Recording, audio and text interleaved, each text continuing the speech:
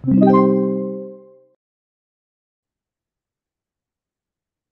let's do the next one. Two prismatic bars are fastened together and support a vertical load of 45 kilonewtons, as shown in the figure. The upper bar is steel, having a 10-meter length. Cross-sectional area is 60 centimeter. Lagyan ko lang ha. So, ito ay steel. Ang cross-sectional area niya ay 60 cm squared. Tapos, yung unit weight daw ng steel ay 77. Tapos yung E ng steel ay 200. And then para sa baba, ang nakalagay dito, brass. Ang area ng brass, 50. Tapos yung unit weight ng brass, 84. And then, yung E ng brass, 100. Okay, ang mga tanong, what is the maximum stress in steel bar? Ano daw yung maximum stress sa steel bar? Um, well, of course, merong mga bigat. Dahil binigay yung unit weight, ibig sabihin, pinapa-consider dito yung self-weight. No? So, ibig sabihin, merong self-weight itong brass, tapos meron ding self-weight itong steel. Kumpitin natin. Ang weight ay di ba gamma times volume, no? So ang weight ng steel ay equal sa gamma ng steel times yung volume niya, which is area times length lang naman. So yung area natin ay 60, kaya lang naka cm squared yan, gawin nating meter. So mag-multiply tayo ng 1 over 100 squared. Kasi di ba ang 1 meter ay 100 cm. Okay, tapos naka cm squared to. Yan yung area times yung length na 10 meters. Ayan. Para naman sa brass, ganun din. 84. Ang area niya 50. Convert mo muna. Tapos yung length, 6. Ayan. So we will have 77 times 60 over 100 squared times 10. That's 4.62 kilonewtons. And then for the brass,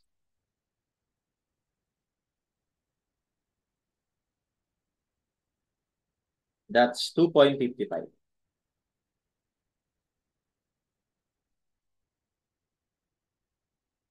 Sorry. Nang na-type ko 85. 84 pala, 84. 2.52 pala.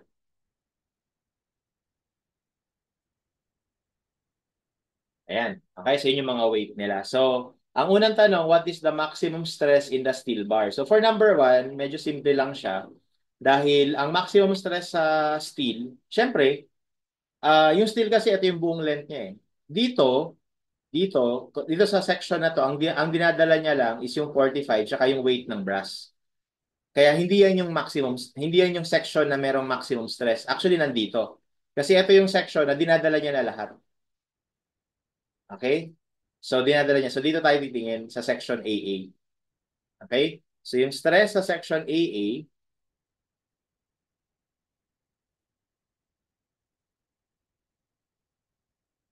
ay yung total force, di ba? Ang reaction dito, ano eh? Ayan, is yung weight ng steel plus yung weight ng brass plus yung 45 kilonewton. So, we will have 4.62 plus 2.52 plus 45. Gawin lang natin tong newton over area ng brass. So, yung area naman ng brass, I mean ng steel rather, ay 60 cm squared. So, di ba gusto natin ang sagot na ka-megapascal? So, gawin natin tong mm. So, multiply naman natin ito ng 10 mm squared. Kasi di ba ang 1 cm ay 10 millimeters. Okay? And that will give us the answer.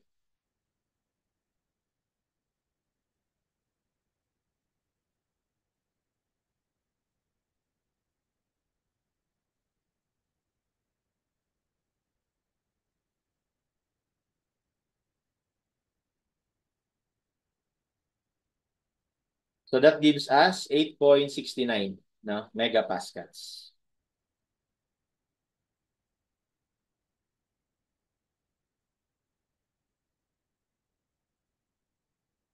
Next, determine the elongation of the steel. So pinapahanap naman yung elongation ng steel. So number 2. O di ba PL over AE lang to, no? Di ba ang axial deformation ay PL over AE. Okay. Pero meron na ako idadagdag. Dahil merong self-weight, hindi po ito applicable doon sa self-weight. Kasi ang self-weight, ano siya eh, varying siya eh. Parang ganito kasi yan eh. Yan yung bar mo.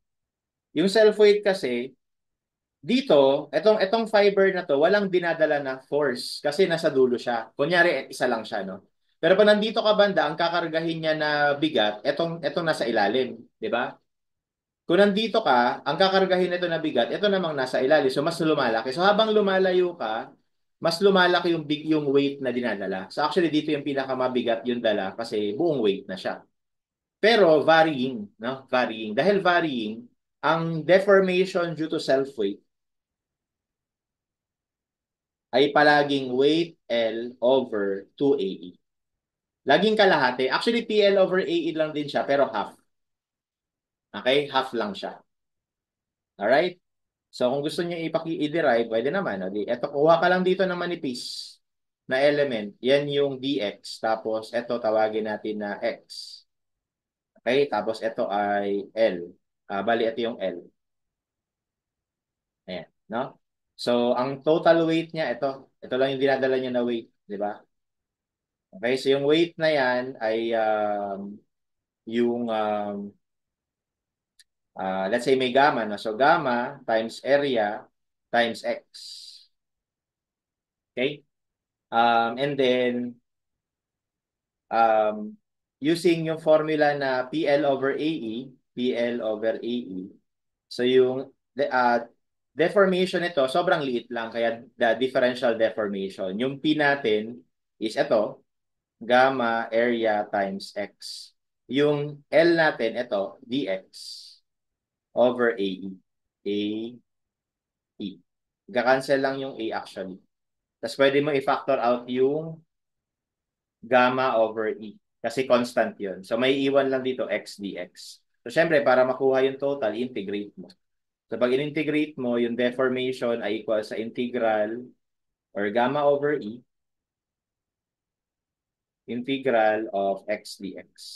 From 0 to L. Kasi diba from here to here ka. So magiging ano lang yan. Gamma over E times x squared over 2 from 0 to L.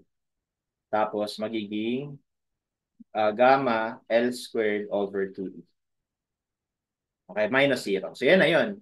Pero bakit weight? 'Di ba? Bakit W? Kasi 'di ba ang gamma ay weight over volume. Okay, tapos ang volume ay area times length. So pag sinabshoot mo yan doon, magiging delta equals W over AL times L squared over 2E. Magka-cancel yung isang L. So may iwan ngayon ay WL over 280. Ayan yun. Ito yun. Okay, kaya ako, mas maganda, kabisaduhin nyo na lang, syempre. No? Kasi PL over AE lang din naman siya, meron lang dito divided by 2. Okay, kapag due to self-weight, yung deformation. Okay? Anyway, let's compute. So, para doon sa force acting on this, no, steel, yung force acting on the steel will just be yung weight ng brass at saka yung 45. No? So, bali ko, ito yung steel.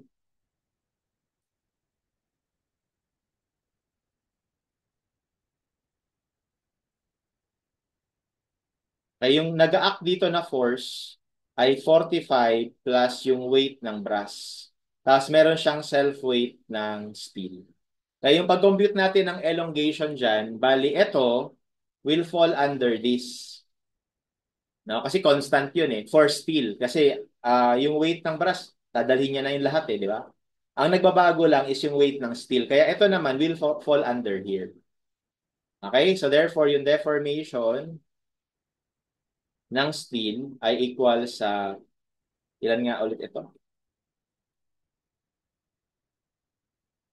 45 plus, yung weight ng brass ay 2.52. So 47.52. Ito naman, 4.62. Ayan. So, ang deformation ng steel ay PL over AE. Hindi kasya. Ito na sa baba. PL, ang L ng steel, 10 meters, so 10,000 mm. PL over A. Okay, para maging millimeter squared. AE. And then megapascal. Plus, ito yung PL over AE ha. Plus yung WL over 2AE. So, yung weight ng steel ay 4.62. Gawin nating Newton. Tapos, yung length ulit ay 10,000 over A, same lang. So, huwag kalimutan yung 2. Tapos E. Ayan. So, that will be the deformation of the steel.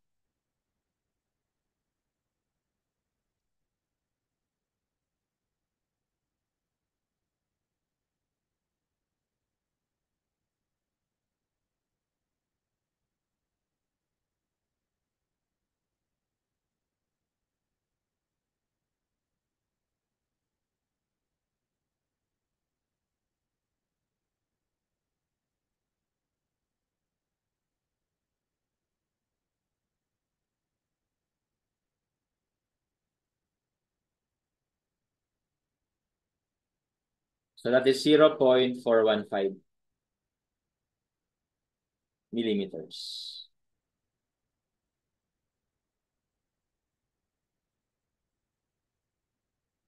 Okay, and that is letter C. Next, determine the total elongation of the bars. So, bali, pinapahanap na yung total. So, bali, yung deformation ni brass plus deformation ni steel.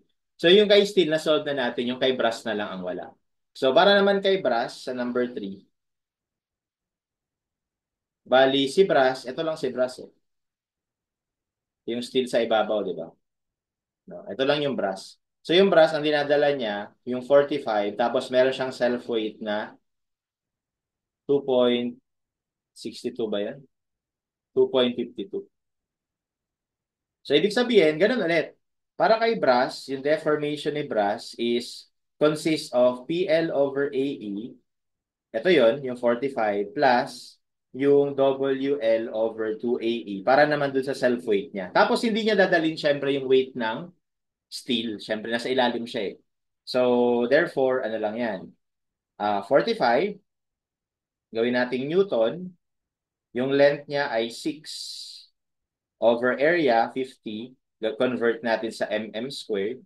Tapos yung E niya, 100. Plus W, that is 2.52. Gawin ulit natin Newton. Ang L ay 6,000. Ang area ay 50. Convert sa mm squared. Tapos E. So this will be the deformation of the brass.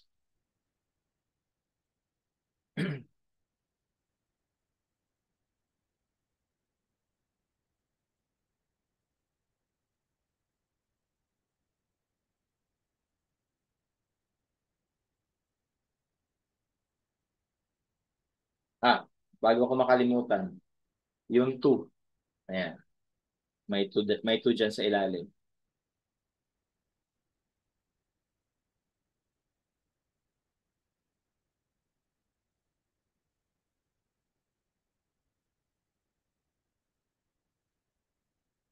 Okay, so this is the deformation of the brass. Okay? 0.555.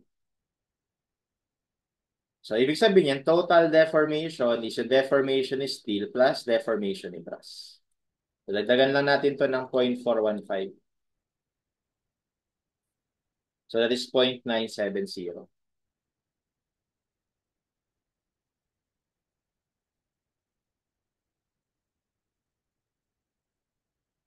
Okay, and that is letter B. So that's how we solve this problem.